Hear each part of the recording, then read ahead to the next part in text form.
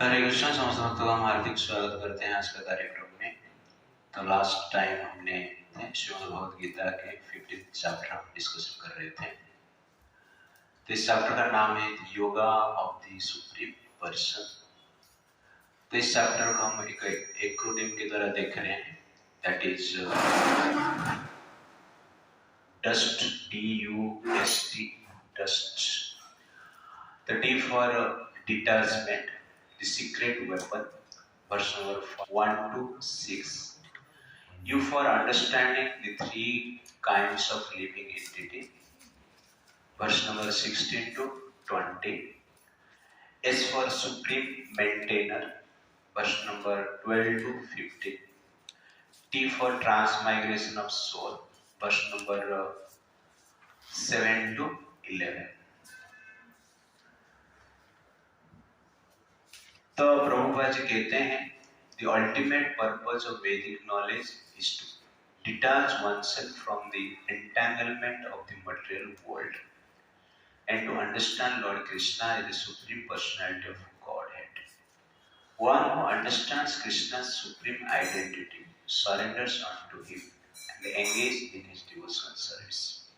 तो ये चैप्टर में किस प्रकार जो वेद है उसका लक्ष्य क्या है, संसार से निरासक्त होना है और कृष्ण को भगवान के रूप में ग्रहण करना है और उनके प्रति समर्पित होकर भक्ति करना है। ये जीवन का लक्ष्य है और 15th चैप्टर जो है इस विषय के ऊपर आलोचना करता है। तो पहला हमने डिस्कस किया था डिटैचमेंट।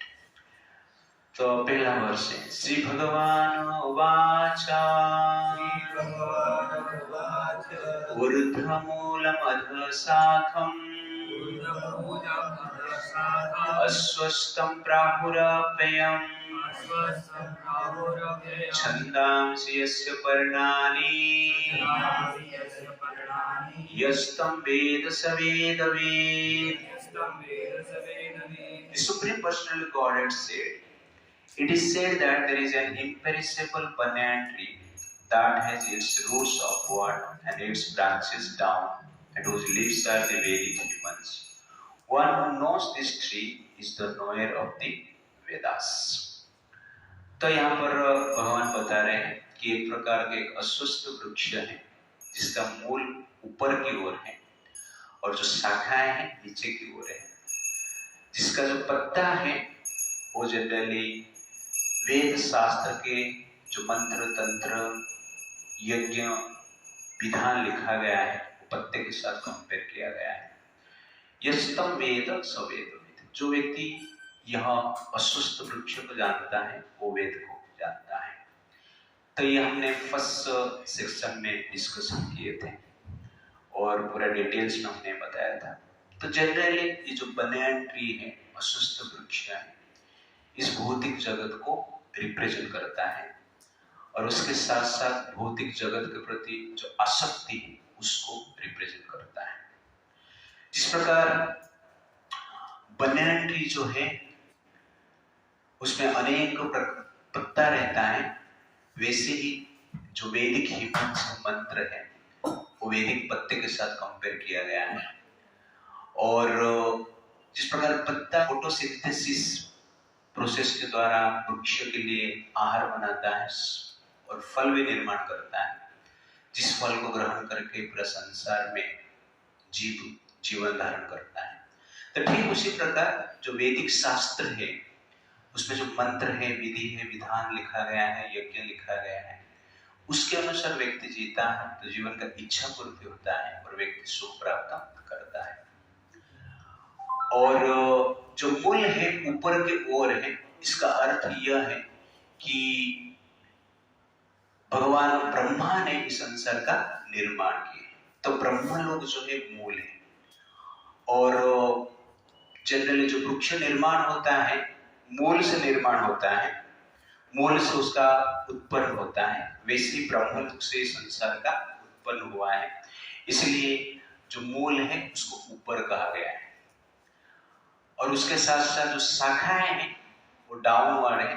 तो ब्रह्म लोक के पश्चात ब्रह्मा जी ने क्या करते हैं, अन्य लोक का निर्माण करते हैं, स्वर्ग लोक का निर्माण करते हैं, पाताल लोक का निर्माण करते हैं और भूमंडल का भी निर्माण करते हैं, मर्त्य लोक बोलते हैं। तो इसलिए जो ब्रांचेस है इस वृक्ष का वो जनरली क्या है, ब्रह्मलोक भी है, स्वर्ग लोक भी है, मर्त्य लोक भी है और पाताल लोक भी। जितने भी प्लैनेट्स है, लोक है, वो ब्रांचेस के साथ कंपेयर किया गया है। इसका डिटेल्स हमने देखा था। और उसका जो फ्रूट्स है तो प्रभुपाद जी कहते हैं धर्म, अर्थ, काम, मोक्ष। तो इस संसार में हर व्यक्ति ये चार प्राप्त करने की इच्छा करते हैं। तो ये चारों में से कोई कोई व्यक्ति है जो धर्म की इच्छा नहीं करता है, लेकिन अर्थ और काम की इच्छा करते हैं। और कोई कोई व्यक्ति धर्म की इच्छा करते हैं, अर्थ और काम की भी इच्छा करते हैं, बट अंतिम जो लक्ष्य है मोक्ष है, मुक्ति की इच्छा करना चाहिए। तो ये जनरली चार इस वृक्ष का फ्रूट्स है, चार प्रकार के फ्रूट्स है, इस प्रकार यहाँ पर बताया गया है। तो ये जो ट्री है कहाँ पर दिखता है, तो कोई भी बन्यान ट्री हम देख रहे हैं, अस्वस्थ वृक्ष जो देख रहे हैं उसका मूल नीचे ही रहता है।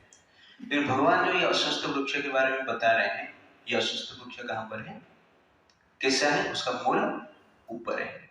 तो ऐसा वृक्ष कहाँ पर दिखता है, पानी में दिखता है, रिफ्लेक्शन में दिखता है।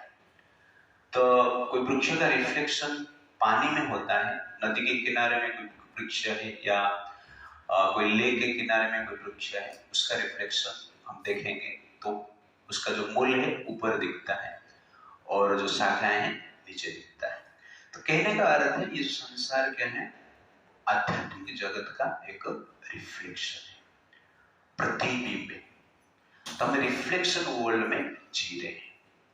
तो भगवान यहाँ पर बताना चाहते हैं आप जो संसार में जी रहे हैं, जिसको भौतिक जगत कहा जाता है, वो क्या है, रिफ्लेक्टेड वर्ल्ड है, डुप्लीकेट वर्ल्ड है और कुछ नहीं। तो कहने का अर्थ है डुप्लीकेट का अर्थ है जो होता नहीं, रियलिटी उसका नहीं रहता है, ओके ना, उसका कुछ वैल्यू नहीं रहता है। तो आध्यात्मिक जगत जो है सुखालय है और ये उसका रिफ्लेक्शन है, तो उसका अर्थ क्या है, दुखालय, अपोजिट है। इसका अर्थ यह है यहाँ पे सुख दिखता है लेकिन होता नहीं। जिस प्रकार रिफ्लेक्टेड ट्री के भीतर आप जनरली फल दिख सकते हैं, लेकिन फल को प्राप्त करने की इच्छा करेंगे, पानी में डुबकी लगाएंगे तो फल मिलेगा नहीं। तो ठीक उसी प्रकार इस संसार में सुख दिखता है हर स्थिति में, हर परिस्थिति में, हर संसार, हर रिलेशनशिप में, ओके ना। बट इन रियलिटी जब हम उसको प्राप्त करने की उसको प्राप्त करने की हम इच्छा करते हैं तब सुख मिलता नहीं। ये सबका एक्सपीरियंस है। इसीलिए ये संसार क्या है, रिफ्लेक्टेड वर्ल्ड है। सुख क्यों नहीं मिलता है, क्योंकि रिफ्लेक्शन है। सबसे आश्चर्य की बात है कि हम लोग रिफ्लेक्शन में ही है, हम ओरिजिनल ट्री को देखा नहीं, स्पिरिचुअल वर्ल्ड को देखा नहीं। इसलिए हमें रिफ्लेक्शन में रहकर ही ओरिजिनल वर्ल्ड के बारे में समझना है, जानना है। तो संभव नहीं, कोई रिफ्लेक्शन में रहकर ओरिजिनल को देख नहीं सकता है। तो नदी में डुबकी मार रहा है, लेकिन जब तक वो ऊपर आएगा नहीं तब को पता नहीं चलेगा कि ओरिजिनल ट्री है करके। और सबसे आश्चर्य की बात है कि हम भौतिक संसार से परे नहीं जा सकते, क्योंकि भौतिक जगत को ही हम समझ नहीं पाते पूरा। ये रिफ्लेक्टेड वर्ल्ड का कंप्लीट रिफ्लेक्शन जो है हमने देखा ही नहीं, तो कंप्लीट रिफ्लेक्टेड वर्ल्ड को हमने अनुभव ही नहीं किया, तो इसलिए इसको समझना डिफिकल्ट है। नदी से ऊपर आना इजी है, लेकिन ये संसार से ऊपर जाना डिफिकल्ट है। लेकिन संसार में रहकर ही संसार को रिफ्लेक्शन हम कैसे समझेंगे, इसका कारण क्या है कि हमें सुख नहीं मिलता है। तो सुख हम ढूंढ रहे हैं लेकिन मिल नहीं रहा है, ये प्रमाण करता है कि संसार में सुख नहीं है, इसलिए डुप्लीकेट वर्ल्ड है। कोई मान लो आहार सोच के हम खा रहे हैं लेकिन पेट ही नहीं भर रहा है, भूख मिट नहीं रहा है, ये प्रमाण करता है कि वो आहार नहीं है। कोई मेडिसिन हम ले रहे हैं लेकिन रोग ठीक नहीं हो रहा है, इसका अर्थ क्या है कि जो मेडिसिन है वो भी क्या है, डुप्लीकेट है, ओरिजिनल है। वैसे सुख इस संसार में हम ढूंढ रहे हैं, लेकिन सुख मिल नहीं रहा है। ये प्रमाण करता है ये संसार क्या है, रिफ्लेक्टेड वर्ल्ड है। तो ये समझकर हम रियलिटी को जानने की प्रयास करेंगे। Okay, that is the point. Verse number 2। Verse number 2 में भगवान बताएंगे कि संसार का पर्पस क्या है, ये संसार क्या करवाता है हमसे। That is verse number 2। अधसौर्धं प्रश्रुतः तस्य शाखां गुणं प्रभृतः विषय प्रवाहाः अधश्च मूलानि अनुसन्ततानि कर्मानुबन्धीनि मनुष्यलोके। The branches of this tree extend downward and upward, nourished by the three modes of material nature. The twigs are the object of the senses, and this tree also has roots going down, and these are bound to the fruitive actions of a human society. तो यहाँ पर भगवान कहते हैं कि इसका और भी ब्रांचेस है, जो कि कुछ डाउनवर्ड है और कुछ अपवर्ड, ऊपर भी है और नीचे भी है। तो डाउनवर्ड ब्रांचेस मतलब क्या है, जो कि लोअर स्पीसीज है, पशु पक्षी है और मनुष्य भी, और डाउनवर्ड ब्रांचेस उसके साथ कंपेयर किया गया है। ये जो लोअर स्पीसीज को डाउनवर्ड ब्रांचेस के साथ कंपेयर किया गया है। अपवर्ड ब्रांचेस ऊपर है, हायर स्पीसीज जैसे देवता है, सिद्ध है, गंधर्व है। ओके, तो ये जो हायर स्पीसीज से अपवर्ड ब्रांचेस के साथ कंपेयर किया गया है। और जो थ्री मोड्स ऑफ नेचर है, जिस प्रकार पानी एक वृक्ष को पोषण देता है, नरिशमेंट देता है, तो ठीक उसी प्रकार तीन गुण के द्वारा ये संसार मेंटेन हो रहा है। तीन गुण के प्रभाव से संसार मेंटेन हो रहा है। तो यहाँ पर जो ट्विग्स है, ब्रांचेस का छोटा छोटा जो ब्रांचेस रहता है, तो प्रभुपाद कहते हैं वो सेंस ऑब्जेक्ट है। तो 5 प्रकार के सेंस ऑब्जेक्ट है संसार में। रूप है, गंध है, लेकिन स्पर्श है, शब्द है और स्वाद है। ये 5 प्रकार जो सेंस ऑब्जेक्ट है वो ट्विग्स के साथ कंपेयर किया गया है। और प्रभुपाद जी कहते हैं कि ब्रांचेस का जो टिप है वो क्या है, सेंसेस, इंद्रिया है। तो 5 प्रकार के इंद्रिया है, पंच इंद्रिया, ज्ञान इंद्रिया जिसको कहते हैं। और ये 5 इंद्रिय के द्वारा 5 भोग्य वस्तु को व्यक्ति जनरली भोग करने की प्रयास करता है। तो पूरा संसार भगवान ने ट्री के द्वारा बता दी। Higher species, lower species, 3 modes of nature, senses, sense object, ठीक है ना, लोअर प्लैनेटरी, हायर प्लैनेटरी, सब कुछ बता दी। लेकिन ये ट्री क्या करता है, कर्मानुबंधिनी मनुष्य लोके, मनुष्य लोक में कर्म के द्वारा सबको बांध लेता है। तो कहने का अर्थ है कि संसार में हर व्यक्ति इस ट्री के प्रति अटैच्ड है, आसक्त है। हर व्यक्ति अपना पावर, पोजीशन, फैमिली, परिवार, शरीर, समाज, धर्म, लेकिन तो इसके प्रति आसक्त है। तो ये आसक्ति जो है व्यक्ति को क्या करता है, बांध के रखता है। जिस प्रकार कोई भी चीज को बांधने के लिए रस्सी की आवश्यकता है, तो ये अटैचमेंट है, ये क्या है, रस्सी। और ये ट्री को ही प्रभुपाद जी कहते हैं ये अटैचमेंट है, एंटेंगलमेंट है। और ये जो बनाया ट्री है, बड़ा बनाया ट्री है, और इसका कोई अंत नहीं और उसका कोई आदि नहीं। कहने का अर्थ है उसका आदि अंत को समझना डिफिकल्ट, दिखता नहीं। इस प्रकार का ट्री है और कर्म के द्वारा व्यक्ति को बांध लेता है। ओके, तो वहां पर एक पॉइंट है, प्रभुपाद जी लिखते हैं सब्सिडियरी रूट्स। तो जो ब्रांचेस से, शाखा से जो रूट निकलते हैं, वो ट्री को क्या करते हैं, सपोर्ट करते हैं। वैसे ही संसार में हमारा जो अटैचमेंट और एवर्जन, इच्छा और द्वेष, ये दोनों जनरली सब्सिडियरी रूट है, जिसके कारण हमें सपोर्ट मिलता है संसार जीने के लिए। जिस प्रकार वो सब्सिडियरी रूट ट्री को, ब्रांचेस को सपोर्ट करके रखता है, संभाल के रखता है, गिर न जाए, तो ठीक उसी प्रकार हमारा जो इच्छा और द्वेष, आसक्ति, ये संसार में हमें टिका के रखता है। इस संसार से भागने के लिए हम प्रयास भी करेंगे तो हम भाग नहीं पाते हैं। क्यों? अटैचमेंट के कारण। तो ये सबसे बड़ा आश्चर्य है। तो इस प्रकार मूल पकड़ के रखता है ट्री को, और उसके साथ साथ सब्सिडियरी जो रूट है वो भी ट्री को पकड़ कर रखता है। और साधारण वृक्षों को काटना इजी, लेकिन जो अस्वस्थ वृक्षों को काटना डिफिकल्ट है।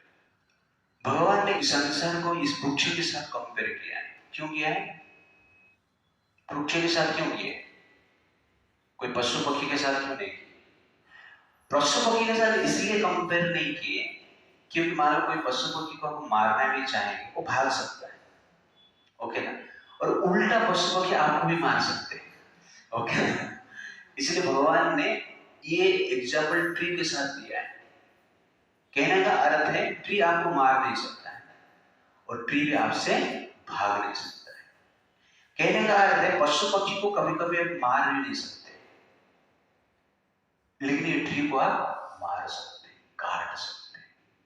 तो भगवान जब ये संसार को अस्वस्थ वृक्ष के साथ कंपेयर करते हैं, इसका अर्थ है कि ये ट्री को काटने की शक्ति आपके पास है। ये जो आसक्ति है उसको काटने की शक्ति आपके पास है, और स्पेशली मनुष्य के पास है। संसार में एक ही जीव है जो कि ट्री को काटता है। तो कहने का अर्थ है कि ये संसार रूपी जो आसक्ति है उसको भी हम क्या कर सकते हैं? काट सकते हैं। तो मनुष्य ने ट्री को काटने के लिए एक्स बनाए। आजकल जनरली क्या है, मशीन भी आ गया जो फटाफट काट लेता है। वैसे ही मनुष्य के पास भगवान ने बुद्धि दिया है आसक्ति को काटने के लिए। Perfection of intelligence is when we use that intelligence to cut off our asakti attachment. वो बुद्धि का कार्य, जो बुद्धि आसक्ति को नष्ट करने के लिए कार्य नहीं करता है वो बुद्धि रियल में बुद्धि नहीं, ओके ना। वो बुद्धि क्या है? मूर्खता है। तो संसार में आजकल आप देखेंगे जिसको हम इंटेलिजेंस कहते हैं, वो इंटेलिजेंस क्या करता है? लोगों को संसार में अटैच्ड रखता है। इसलिए कुंती महारानी भगवान कृष्ण को प्रार्थना करते हैं कि हे भगवान, वृष्णि और पांडवों के प्रति मेरा जो अटैचमेंट है उसको आप काट दो।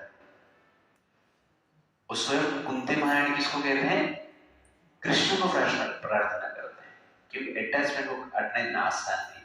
बट जो हमारा बुद्धि दिया गया है, बुद्धि का पर्पस क्या है? To cut off our attachment. आसक्ति को काटना ही बुद्धि का कार्य है। That is the point. Okay, verse number 3 और 4। तो इस अटैचमेंट को कैसे हम काटेंगे? न रूपम अस्य यः तत उपलभ्यते न अंत न च आदि न च संप्रतिष्ठः अस्वस्थम एनं सुग्रीव मूलम असंग शस्त्रेण दृढ़ेन चित्वा ततः पदं तत्परिमार्जितव्यं यस्मिन् गतः न निवर्तन्ति भूयः तमेव च आद्यं पुरुषं प्रपद्ये यतः प्रकृति प्रसृता पुराणी। तो इस वर्ष में भगवान कहते हैं कि न रूपम अस्य यः तत उपलभ्यते, इस वृक्ष का जो रूप है इस संसार में दिखता नहीं, अनुभव नहीं कर सकते, परसीव नहीं कर सकते। न अंत न च आदि न च संप्रतिष्ठा, इसका कोई आदि नहीं है, कोई अंत नहीं है। अस्वस्थमेन सुविरूढ़ मूलम, उसका जो मूल है वो स्ट्रॉन्ग है।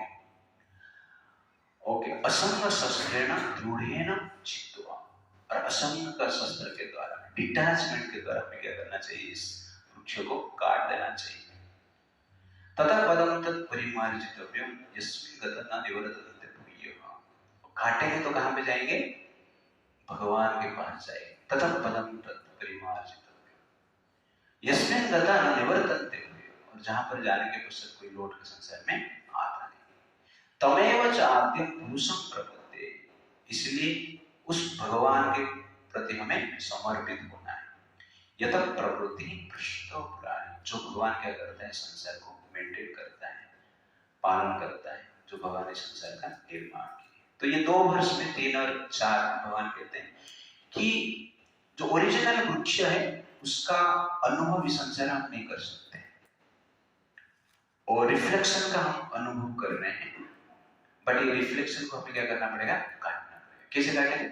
असंग शस्त्रेण, असंग मतलब डिटैचमेंट, तो अटैचमेंट का वृक्ष को डिटैचमेंट का एक्स के द्वारा, मशीन के द्वारा हमें क्या करना चाहिए, काटना चाहिए। That is the point.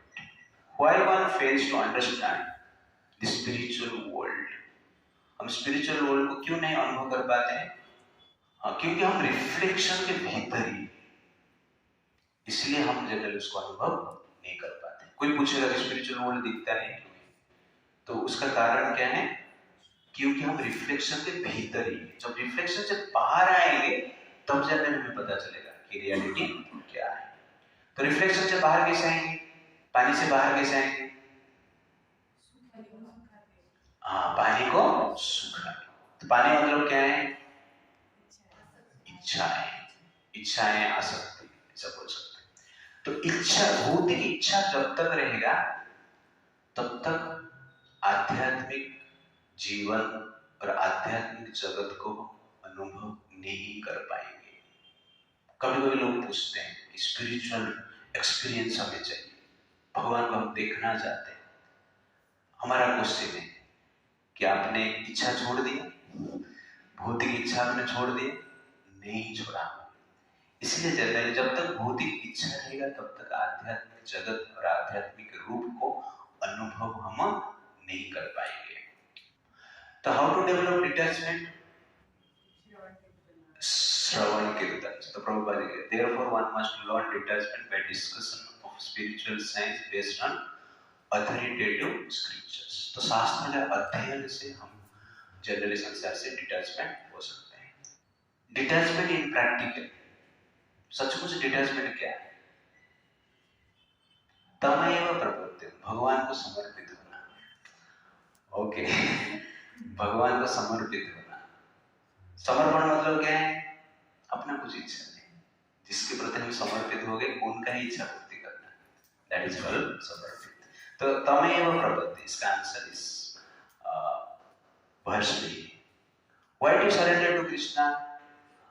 क्योंकि कृष्णा क्या है? सबका निर्माण किए, सबको मेंटेन भी कर रहे, लेकिन उसके साथ साथ क्या है? डिटैच्ड। वेदर्स याद रखना इसको। अच्छा, ओके। तो डिटैच्ड, तो हम जनरली कुछ भी निर्माण करते हैं तो उसके प्रति क्या है? अटैच्ड, उसमें नाम लिखते हैं, ओके ना। तो हम उसका, कोई हमसे लिया है, यूज कर रहा है, तो हमें रेंट देना चाहिए, गुणगान करना चाहिए, हमारा आइडेंटिटी दिखना चाहिए। भगवान ने इतना संसार बनाया, इतना सुंदर संसार बनाया, ओके ना, लेकिन भगवान उसमें दिखते नहीं। तो ये जनरली कृष्ण का क्या है? सबसे बड़ा डिटैचमेंट। इसलिए कृष्ण के प्रति जब समर्पित होते हैं, उसी प्रकार की डिटैचमेंट का भावना हमारे हृदय में निर्माण होता है। जिस प्रकार कोई मेडिकल में स्टडी करता है, लेकिन उसको ट्रीटमेंट करने के लिए प्रैक्टिस करना पड़ता है। एक डॉक्टर के अंडर एक डॉक्टर को समर्पित होता है, तब जाके वो प्रैक्टिस करता है, उसके बाद वो ट्रीटमेंट कर पाएगा, सीख पाएगा। इसलिए कोई भी मेडिकल प्रैक्टिशनर जो है, कोई डॉक्टर जो है, रियल ट्रीटमेंट करने से पहले एक डॉक्टर के अंडर कार्य करता है और डॉक्टर पर समर्पित रहता है। माता जी देखे रहे है कि नहीं? और डॉक्टर काम पे लगाते हैं उनको पूरा, कभी कभी 24 आवर 2-3 दिन भी काम करते हैं। हाँ, रॉन्ग ऑपरेशन हो जाता है, हाँ, बाद में सीखता है। You understand? तो ऐसे, तो वैसे ही भगवान डिटैच नहीं, कृष्ण के प्रति जब हम समर्पित होते हैं, हम उस डिटैचमेंट को डेवलप कर पाते हैं। इसलिए डिटैचमेंट अपने आप डेवलपमेंट नहीं होता है, पहले भगवान के प्रति हमें क्या होना पड़ेगा? समर्पित होना पड़ेगा। समर्पित मतलब क्या है?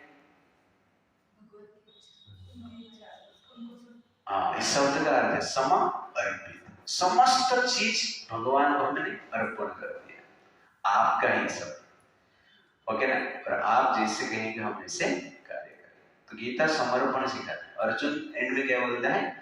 करिष्य वचनम तव, आपका इच्छा में पूर्ति करूंगा, आप जो बोलेंगे वही करूंगा, उसको कहते हैं समर्पण। Don't try to understand this world, इस संसार को समझने के लिए प्रयास मत करो, संसार से भागने की प्रयास करो। ये संसार क्या है का जेल है, ठीक है नहीं? और जेल में हम सब कौन है? क्रिमिनल्स है। सब लोग क्रिमिनल्स हैं, लेकिन प्रॉब्लम क्या है? क्रिमिनल भूल गए कि मैं क्रिमिनल हूं, इसलिए हम क्या कर रहे हैं? संसार में इलेक्शन लड़ रहे हैं। ओके, हमें प्राइम मिनिस्टर बनना है, मिनिस्टर बनना है, इंजीनियर बनना है, डॉक्टर बनना है, मान सम्मान प्राप्त करना है, स्टेटस मेंटेन करना है, तो हमें कुछ करके दिखाना है।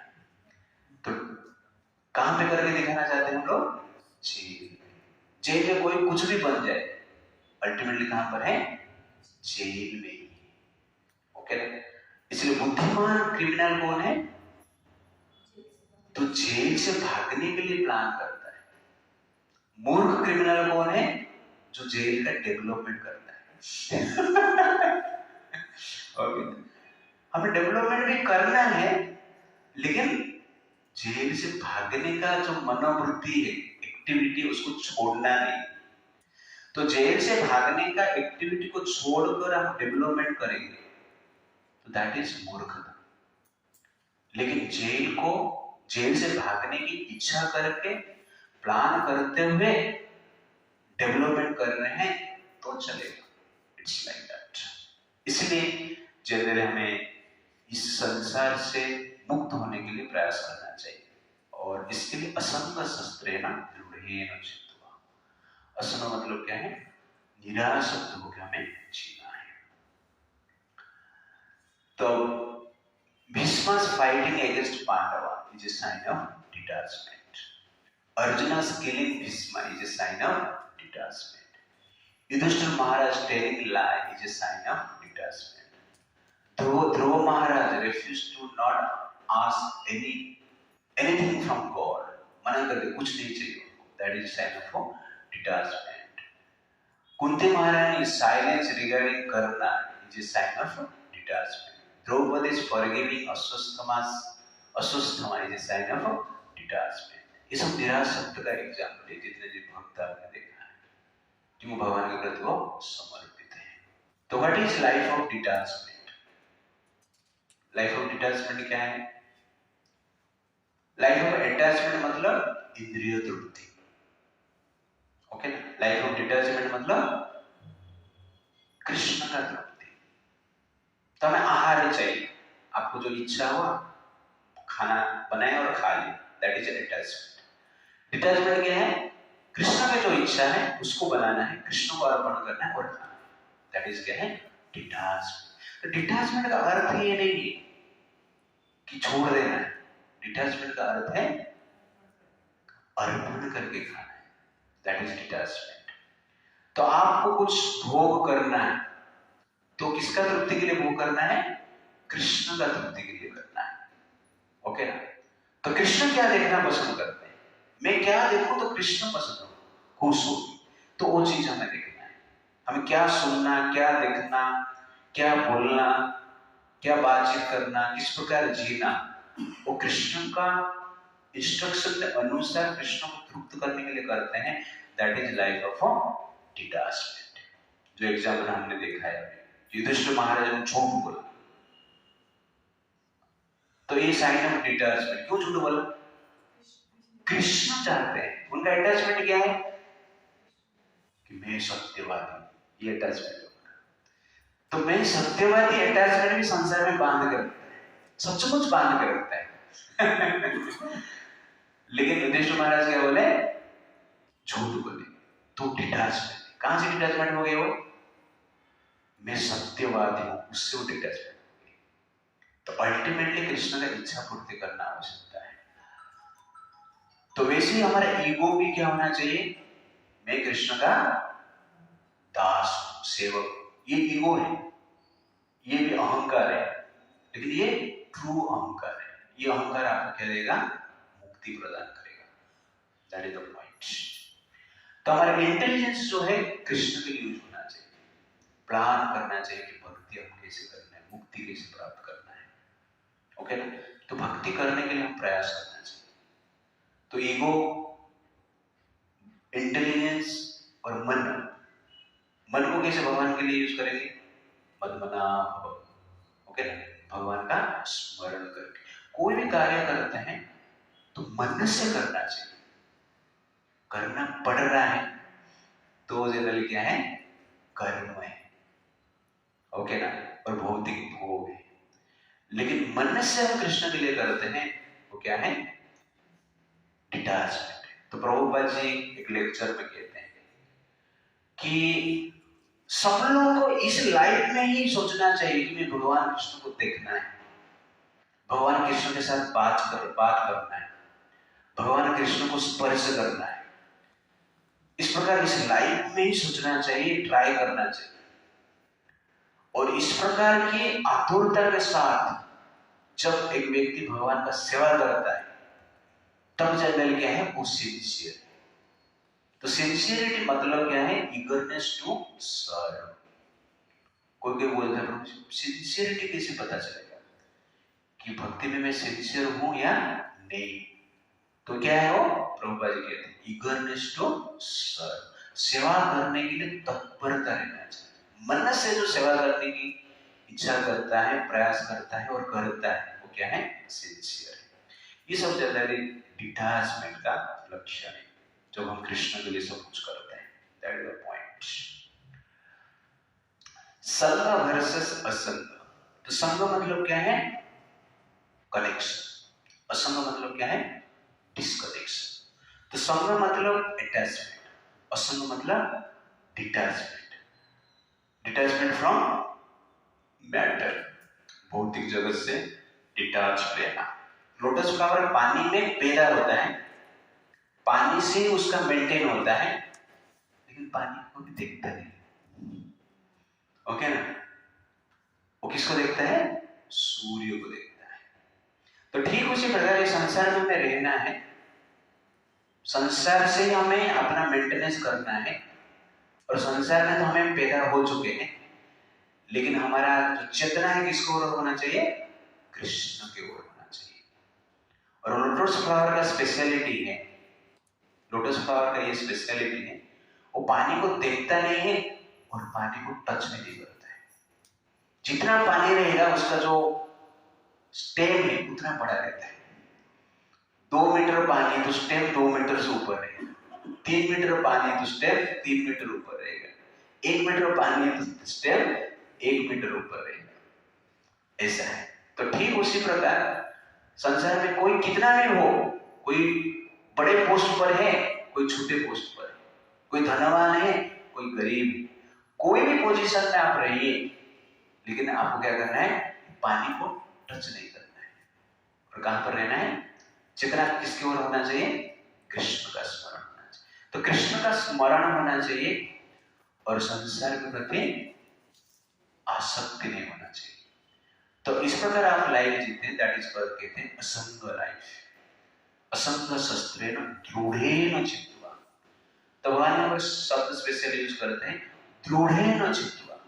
ऐसा धीरे धीरे काटेंगे तो नहीं, ओके ना, दृढ़ता के साथ शक्ति लगा के कार्य करना पड़ेगा। ओके ना, इतना बड़ा बंद है ना, और आपके पास एक आग से, ओके ना, और उसको ले ऐसे ऐसे काटते रहे, धीरे धीरे काटे तो पानी एंट्री कटेगा, आप काटते काटते मर जाएंगे।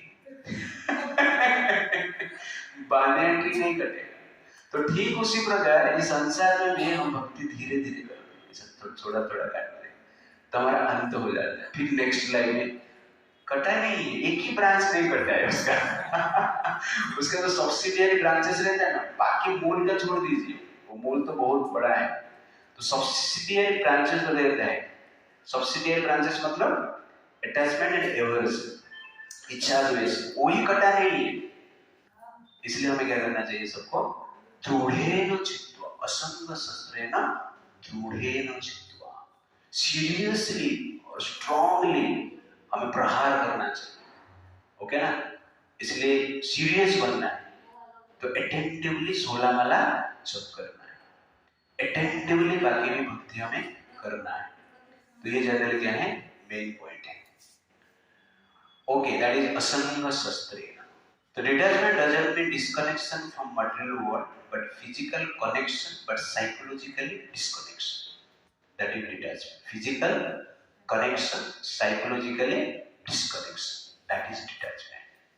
Do everything according to Shastra, not to boost your ego, but boost your devotion. हमें ईगो सेटिस्फेक्शन के लिए कार्य नहीं करना है। भक्ति के लिए या भगवान का सेटिस्फेक्शन के लिए करना है। We have extraordinary or ordinary food, but not for ego, but for Krishna's pleasure. That is detachment. Okay, खाना भी खाते हैं, साधारण खाना हो सकता है और बहुत ऐश्वर्यपूर्ण खाना हो सकता है, ओके नहीं, बट उसमें हमारे अहंकार को सेटिस्फाई नहीं करना है। किसको सेटिस्फेक्शन करना है? कृष्ण। तो आजकल खाना खाते हैं लोग तो फोटो भेजते हैं कि 5 स्टार होटल में आया था, ये हम खा रहे हैं। क्यों भेजते हैं? खाना खा लिया, पेट भर गया, ये फोटो भेजेंगे तो ईगो भरेगा, ओके ना, इसलिए फोटो भेजते हैं। तो कहां पर भी ड्रेस पहनते हैं, ओके ना, तो ड्रेस पहने तो हमारा जो लज्जा है उसका निवारण हो गया, लेकिन फोटो भेजेंगे तो क्या है? ईगो का सेटिस्फेक्शन होगा। तो हमें ड्रेस पहनना, खाना खाना, संसार में जो भी कुछ कर रहे हैं जनरली सब लोग इसलिए कर रहे हैं, ईगो के लिए कर रहे हैं।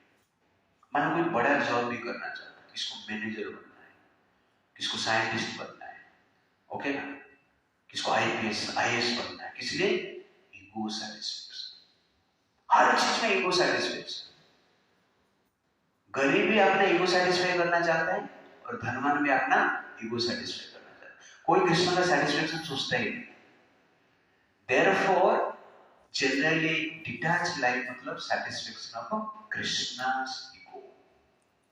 भगवान का जो इच्छा है उनको सेटिस्फाई करने के लिए हमें जीना है। Don't live for impress the personality in this world, but live for impressing Krishna. तो हम किस लिए जीना है? भगवान कृष्ण को इम्प्रेस करने के लिए जीना है, संसार को इम्प्रेस करने के लिए जीना नहीं है। That is the point. तो egoless life means detached life. Detachment will develop when there is connection with the Krishna. इसे श्रीमद् भागवत में कहा गया है, वासुदेव भगवती भक्ति योग प्रयोजितः जनयति आसु वैराग्यम ज्ञानम च यत् अहेतुकम्। कि भगवान वासुदेव का जो भक्ति हम करते हैं तो धीरे धीरे ज्ञान और वैराग्य दोनों उत्पन्न होगा, नॉलेज और डिटैचमेंट उत्पन्न होगा। What is detachment? Egoless life, that is detachment. Verse number 5, process of surrender और qualities of a detached person. कौन डिटैच है और सरेंडर का प्रोसेस क्या है हम देखेंगे।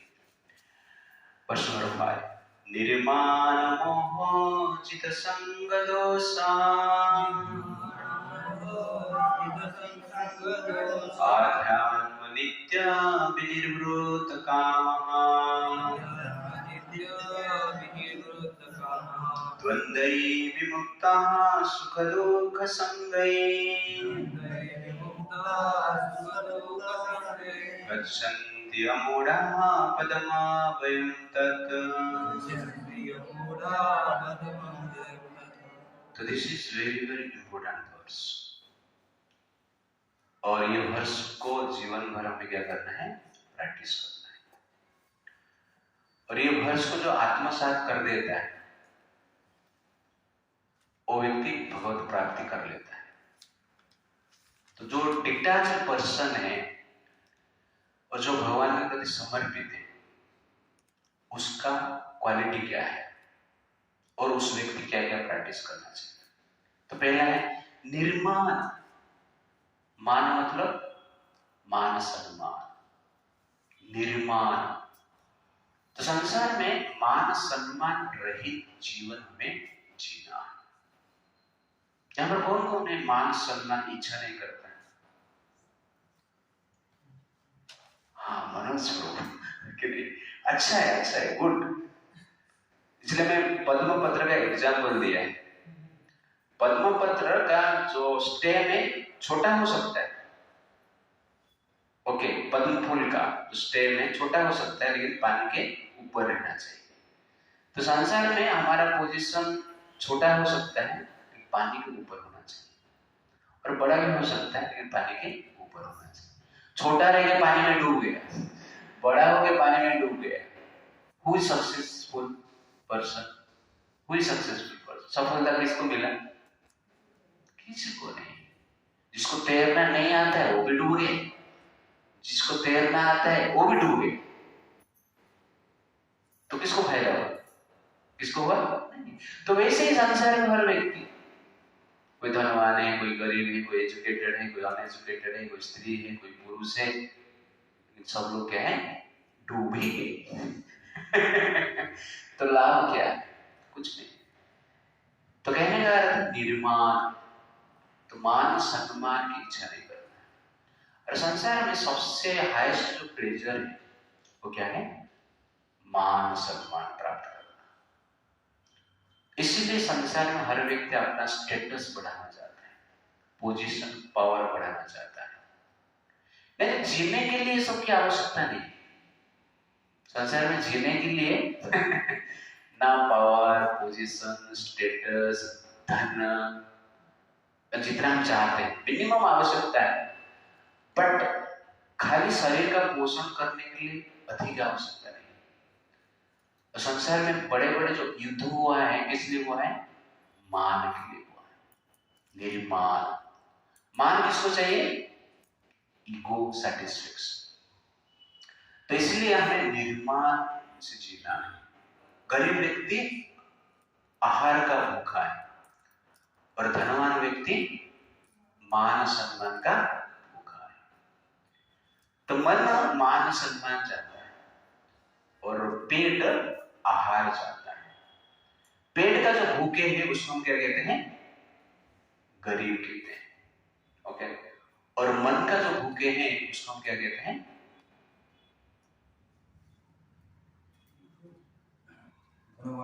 वो भी गरीब है ना, दोनों क्या है?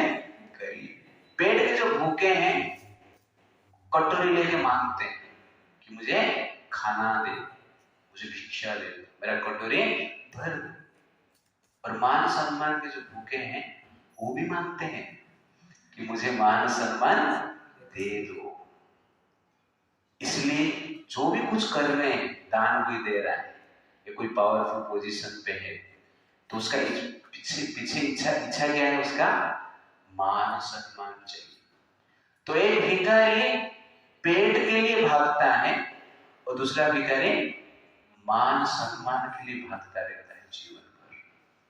ये दोनों भिखारी, और भिखारी कभी खुश हो ही नहीं सकता है, ओके ना। इसलिए मान सम्मान के जो भिखारी है संसार, वो कभी खुश नहीं हो सकते। तो निर्माण, इसलिए आपको धनवान बनना है तो मान सम्मान को मांगना नहीं। और भगवान हमें मान सम्मान दे चुके हैं। कैसे? इस शरीर प्रदान करके परमात्मा ने आपको सम्मान दिया मनुष्य शरीर देकर। तो परमात्मा आपको सम्मान दे चुके हैं, और परमात्मा से सम्मानित होने के पश्चात हम लोग जनरली क्या है? संसार में सम्मानित होने के लिए मांग रहे हैं। किसको मांग रहे हैं? दूसरे भिखारी, ओके ना। जो भिखारी मांग के जी रहा है उसको जाके मांग रहे हैं, तू मुझे थोड़ा भीख दे, मान सम्मान दे। क्यों? सब लोग मान सम्मान का ही भिक्षा करते हैं संसार। इसलिए जो भिखारी भी आपको दे रहा है मान सम्मान, उसके पास है क्या मान सम्मान? क्योंकि वो भी मांग रहा है, तो रहा किधर? और जो भी दे रहा है आपको बोल रहे हो, वो क्या दे रहा है? डुप्लीकेट माल दे रहा है। ओरिजिनल मान सम्मान कोई नहीं दे रहा है संसार। और मान सम्मान लोग क्यों दे रहे हैं? मान सम्मान के लिए दे रहे हैं।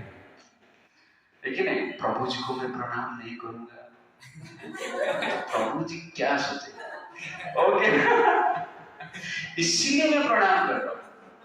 मेरा हृदय में प्रणाम करने की इच्छा ही नहीं, क्या सोचेंगे। तो कभी कभी हमें कुछ देना पड़ता है, कुछ करना पड़ता है, क्योंकि हमें मान सम्मान चाहिए। तो ये भिखारी लोग का खेल है। इसलिए पहला क्वालिफिकेशन क्या है? निर्माण। इसलिए चैतन्य महाप्रभु क्या बोलते हैं?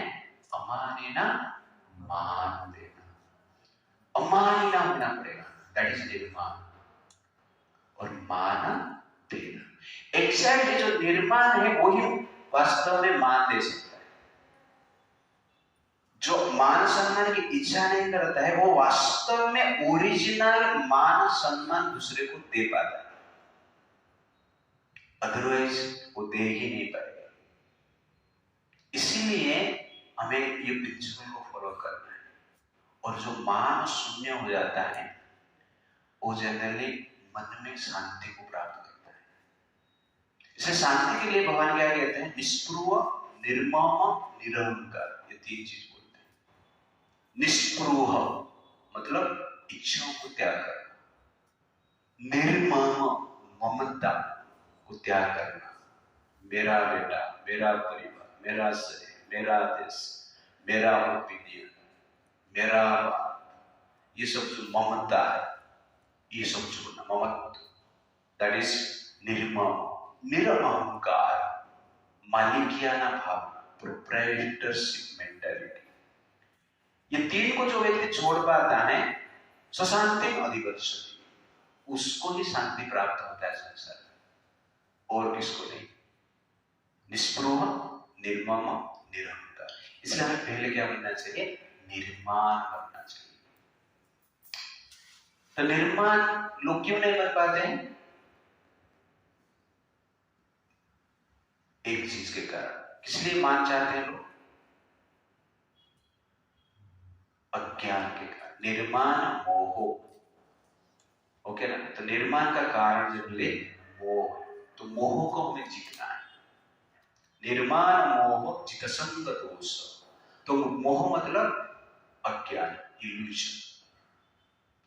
और जो इल्यूजन में रहेगा व्यक्ति, वो जनरली क्या होगा? संसार के प्रति अटैच रहेगा, दैट इज संग दोष, ओके ना। तो अज्ञान व्यक्ति संसार के साथ अटैच रहता है, पर ज्ञानी व्यक्ति संसार से डिटैच होता है। और जो व्यक्ति डिटैच है ऑटोमेटिकली वो अमानिना बन जाता है, कि निर्माण को प्राप्त करता है। तो आपको निर्माण बनना है, अज्ञान को त्याग करना है, संग दोष को त्याग करना है, अनर्थ को भी त्याग करना है। तो क्या करना पड़ेगा? आध्यात्म नित्य, प्रतिदिन आध्यात्मिक डिस्कशन होना चाहिए, प्रतिदिन वेद शास्त्र का अध्ययन होना चाहिए। तब जाएगा व्यक्ति निर्माण, तब जाएगा व्यक्ति अज्ञान से दूर होगा, तब जाएगा व्यक्ति डिटैच होगा, तब जाएगा व्यक्ति का अनर्थ, जो नेगेटिविटी, दूर होगा। इसलिए ये सबको दूर करने के लिए एक ही मेडिसिन है, क्या है? आध्यात्म नित्य। तो भगवान ने स्पेशली शब्द यूज किया है, कौन सा यूज किया है? आध्यात्म नित्य, 24 आवर आध्यात्मिकता प्रैक्टिस करना पड़ेगा। हफ्ते में एक दिन नहीं, हफ्ते में 2 घंटा नहीं, 1 घंटा नहीं, कितना दिन, कितना टाइम? 24 आवर, 24 आध्यात्म नित्य। ये जब करेंगे तो क्या होगा? अज्ञान दूर होगा, संग दोष से दूर होंगे, मान से बचेंगे। ये सब करेंगे, निर्मुक्त काम, इच्छा दूर होगा, ओके ना। अध्यात्म नित्य, निर्मुक्त काम, तो इच्छाएं जो है अपने आप नष्ट होगा। इसलिए शास्त्र स्टडी अत्यंत आवश्यक है। बार बार स्टडी करेंगे तो आत्मसात होगा, अदरवाइज आत्मसात नहीं होगा। द्वंद्व विमुक्त सुख दुख संगई, और जब इच्छा दूर हो जाता है, संसार का जो द्वंद्व है विनिर्मुक्त होता है, द्वंद्व से विनिर्मुक्त हो जाता है, द्वंद्व से मुक्त हो जाता है। तो मुक्त नहीं होता है, विनिर्मुक्त हो जाता है, और स्पेशल मुक्त हो जाता है उसका। परफेक्टली हो गया हो जाता है। संसार का सुख दुख, मान अपमान, लाभ अलाभ, जय पराजय, ये प्रकार की जो मेंटालिटी से दूर हो जाता है। उसके बाद क्या होता है? सुख दुख समगई। तो इसका अर्थ ये नहीं उसको सुख और दुख मिल नहीं रहा है, उसको सुख और दुख मिल रहा है लेकिन समभाव रहता है, विचलित नहीं होता। विचलित नहीं होता मतलब क्या है? अपना कर्तव्य को छोड़ता नहीं। ओके ना? अपना जो मेन कर्तव्य आध्यात्मिक प्रैक्टिस करना, भक्ति प्रैक्टिस करना, उसको छोड़ता नहीं। तो विचलित हो गया मतलब छोड़ दिया। ओके ना? और आध्यात्मिक जीवन में उसको मजा नहीं आ रहा है, दैट इज विचलित होना। बट सुख दुख में समभाव रहना, तो सुख में अहंकार प्राप्त नहीं होता है और दुख में फ्रस्ट्रेशन में नहीं जाता है। दैट इज क्या है? सुख दुख में समभाव रहना। इस प्रकार लाइफ हम जीते तो क्या होता है? गच्छन्ति अमूढ़ा पदम अभयम्। गच्छन्ति जाता है, अमूढ़ा, अमूढ़ा मतलब क्या है? बुद्धिमान व्यक्ति। ओके ना? पदम अभयम्, ऐसा पद में पहुंचता है, ऐसा स्थान में पहुंचता है जो अभय, कभी नष्ट नहीं होता है। इस संसार में जितने भी पद है ना, वो क्या है? पद नहीं है, वो विपद है। जितने भी पद हैं सब विपद है। ओके, जितने बड़े बड़े पद हैं सब क्या है? विपद है। उनको ज्यादा विपद है। प्राइम मिनिस्टर को सिक्योरिटी चाहिए, मुकेश अंबानी को सिक्योरिटी चाहिए। आप लोगों को सिक्योरिटी चाहिए? नहीं चाहिए। क्यों? विपद कम है, आपका विपद है ना। उनको विपद है, सिक्योरिटी निकाल दो, मार देंगे। अंडरस्टैंड ना? तो इस संसार में जो पद है वो विपद का कारण है, इसलिए उसको विपद कहा जाता है। विपद मतलब क्या है? विशेष पद, स्पेशल पोजीशन, विशेष पद। और जिसका पद विशेष है उसको विपद ही मिलता है। इसलिए संसार में कोई भी पद जो विपद का कारण है, बट हमें कहां पर जाना है? पदम अभयम् पद, अभय पद को प्राप्त करना है जहां पर विपद नहीं। जो पद को प्राप्त करने के पश्चात व्यक्ति पूर्ण रूप से सुख प्राप्त करता है। तो ये जनरली जो क्वालिफिकेशन है, हमें क्या करना चाहिए? प्रैक्टिस करना चाहिए। That is the point. पदम अभयम् तत्, तो अभय पद क्या है? That is verse number 6। न तद्भासयते सूर्यः न शशांक न पावकः यद्गत्वा न निवर्तन्ते तद्धाम परमं मम। The supreme abode of mind is not illuminated by the sun or moon, nor by fire or electricity. Those who reach it never return to this material world.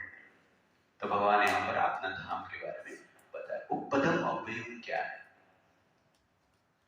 मायावादी लोग क्या है? पदम अभयम् मतलब मर्ज हो गया ब्रह्म, छोटा सा एनर्जी बड़ा एनर्जी के साथ मिल गया, एक हो गया। पर भगवान यहाँ पर क्लियरली कहते न तद्भासयते सूर्य, वो मेरा धाम है जहां जो धाम सूर्य से प्रकाशित नहीं होता है, न शशांक न पावक, चंद्र से भी प्रकाशित नहीं होता है, और अग्नि से भी, इलेक्ट्रिसिटी से भी प्रकाशित नहीं होता है। यद्गत्वा न निवर्तन्ते, वहां पर जाने के पश्चात तद्धाम परमं मम, वो धाम क्या है? मेरा है। क्लियरली बता दें कि भगवान कहां पे रहते हैं। और लोग कहते हैं भगवान का धाम नहीं, भगवान का रूप नहीं, तो गीता क्लियरली बताता है। इसे जितने भी आजकल मार्केट में मिल रहे हैं, आचार्य प्रशांत हो, सदगुरु हो, ओके ना, ये सब लोग क्या है? कृष्ण को भगवान नहीं मानते और भगवान का धाम को भी नहीं मानते, तोड़ मोड़ कर जनरल गीता को प्रस्तुत करते हैं। और उनके पास जो पढ़ने के लिए जाते हैं, सीखने के लिए जाते हैं, वो लोग गीता कभी पढ़ नहीं देते, इसलिए वो जो बोलते हैं ऐसा सर हिलाते रहते हैं। और गीता में क्लियरली भगवान हर जगह में बताते हैं कि कृष्ण भगवान है, उनका धाम है, जीव अलग है। तो यहाँ पर बता रहे ऐसा धाम है जो कि अभय है, कभी नष्ट नहीं होता। लेकिन यहाँ पर भगवान क्या बताया? न तद्भासयते सूर्य, सूर्य से प्रकाशित नहीं होता है, चंद्र से प्रकाशित नहीं होता है, इलेक्ट्रिसिटी से प्रकाशित नहीं होता है। इसका अर्थ क्या है? अंधकार है, अंधकार है। तो भगवान स्वयं प्रकाश क्यों नहीं बताए? ऐसा क्यों बता रहे? तो जनरली जो चीज को हम एक्सपीरियंस नहीं किए ना, उस चीज को पॉजिटिवली बताएंगे तो आप एक्सपीरियंस नहीं कर पाएंगे। ओके, आप मान लो कभी मीठा का टेस्ट नहीं किया, केवल कड़वा का टेस्ट किया, ओके ना, और मैं कहूंगा कि मीठा ऐसे लगता है, मीठा का एक्सपीरियंस है, तो आप अनुभव कर पाएंगे कुछ। लेकिन आपको मैं ऐसा बताऊं, मैं एक चीज खाता हूं जो कड़वा नहीं, तो आपको समझ में आएगा कुछ तो कड़वा से अलग है, ओके ना, है कि नहीं, कड़वा से भी अच्छा है।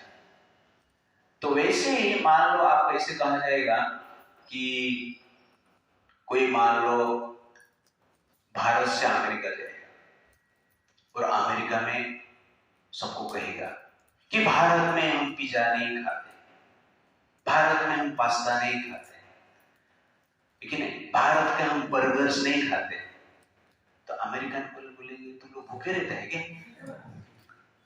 ऐसा है नहीं, हम भारत में पूरी खाते हैं, ओके ना, हम भारत में पुलाव खाते हैं, भारत में पूरन पुली खाते हैं ओके ना, तो भारत में हम पानी पूरी खाते हैं। तो क्योंकि वहां पर जब कहेगा कि भारत में पानी पूरी हम खाते हैं, पुलाव खाते हैं, चावल खाते हैं, दाल दाल खाते हैं, राइस खाते हैं, उनको समझ में नहीं आएगा, लेकिन वो देखेगा ये तो जिंदा है, कुछ तो खाता है, ये नहीं खाता दूसरा कुछ खाता है। वैसे ही भगवान कहते हैं सूर्य से प्रकाशित नहीं, चंद्र से प्रकाशित नहीं, इलेक्ट्रिसिटी से प्रकाशित नहीं। इसका अर्थ है उस स्थान ये तीनों से परे और कुछ शक्ति से प्रकाशित है। उस शक्ति जनरली क्या है, भगवान कहते हैं जनरली ब्रह्म संहिता में, ओके ना, तो ब्रह्म संहिता में ब्रह्मा जी कहते हैं यस्य प्रभा प्रभवति जगदंड कोटि कोटिषु अशेष वसुधादिभिन्नम तद ब्रह्म निष्कलम अनंतम अशेष भूतम गोविंदम आदि पुरुषम तमहं भजामि। तो यस्य प्रभा प्रभवति जगदंड कोटि, तो भगवान का जो प्रभा है, प्रभा मतलब प्रकाश, तो क्या करता है, समस्त जगत को प्रकाशित करता है, सूर्य को भी प्रकाशित करता है। तो ये भगवान का धाम का वर्णन है। तो उस धाम में जो जाता है ना, हाँ, यद्गत्वा न निवर्तन्ते, उस धाम में जाने के बाद व्यक्ति संसार में लौट के नहीं आता है। तो रिटर्न नहीं आता है। रिटर्न क्यों आएगा? क्योंकि वहां पर जो फैसिलिटीज है, वहां पर जो अनुभव है, संसार का अनुभव से अलग है। और भगवान वहां पर तब लेके जाते हैं जब उनको पता चलता है निर्माण मोह जित संग दोष, जो कि व्यक्ति निर्माण है, मोह से शून्य है, अटैचमेंट से शून्य है, दोष से भी शून्य है, द्वंद्व से भी परे है, ऐसे व्यक्ति को कहां पे लेके जाते हैं? वैकुंठ में लेके जाते हैं। और भगवान को गारंटी देते हैं, जैसे आपको सामान देते हैं तो गारंटी देते हैं, आजकल गारंटी नहीं, आजकल क्या है, वारंटी देता है।